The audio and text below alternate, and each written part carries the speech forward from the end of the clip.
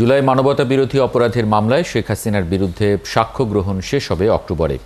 রবিবার এমন তথ্য দিয়েছেন prosecutor Mizanul Islam.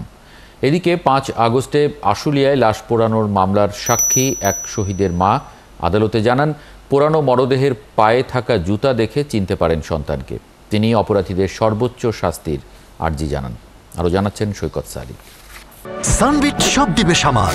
Sunbit magic press dishwashing এর মাথা ঘোরানো সলিউশন। জুলাই গণঅভ্যুত্থানে মানবতা বিরোধী অপরাধের দায়ে শেখ হাসিনা, আসাদুজ্জামান খান কামাল ও চৌধুরী মামুনের বিরুদ্ধে আন্তর্জাতিক অপরাধ ট্রাইব্যুনাল ১-এ বেলা 11:30 থেকে সাক্ষ্য গ্রহণ শুরু হয়।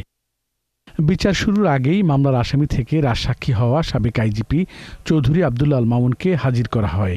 2 জন জুলাই যোদ্ধা, 1 জন শহীদের মা সহ 4 জন সাক্ষী দেন। ট্রাইব্যুনাল এই মামলার সাক্ষ্য গ্রহণ 18 আগস্ট পর্যন্ত মুলতবি করেন। প্রসিকিউশন আশা করছে হাসিনা কামালের বিরুদ্ধে মাস দুয়েকের মধ্যেই সাক্ষ্য গ্রহণ শেষ হবে।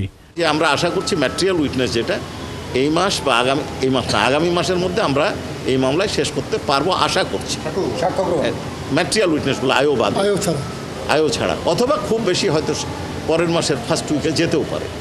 এদিকে 5 আগস্ট শেখ হাসিনার পতনের দিন ঢাকার অদূরে আশুলিয়ায় ছাত্র জনতাকে গুলি করে হত্যার পর সেই লাশ পিকআপে স্তূপ করে পুড়িয়ে দেয় পুলিশ।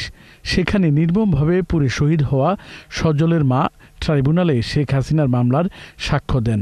কান্নারত অবস্থায় বর্ণনা করেন ছেলেকে কি নির্মম ও নিষ্ঠুরভাবে হত্যার পর পুড়িয়ে দেয়া হয়। পোড়ানোর সময় শহীদ সজল জীবিত ছিল এটা উনি বুঝতে পেরেছেন, কারণ হাতের মধ্যে মোবাইল ফোনটি ছিল। উনি বলেছেন আদালতের সামনে যে এই মোবাইল ফোনে যখন তাকে লাশের পরে লাশ স্তূপ করা হয় তখন সে মোবাইল ফোন হাতে নিয়ে চেষ্টা করেছিল হয়তো বা কিছু লিখার অথবা কাউকে ফোন করার।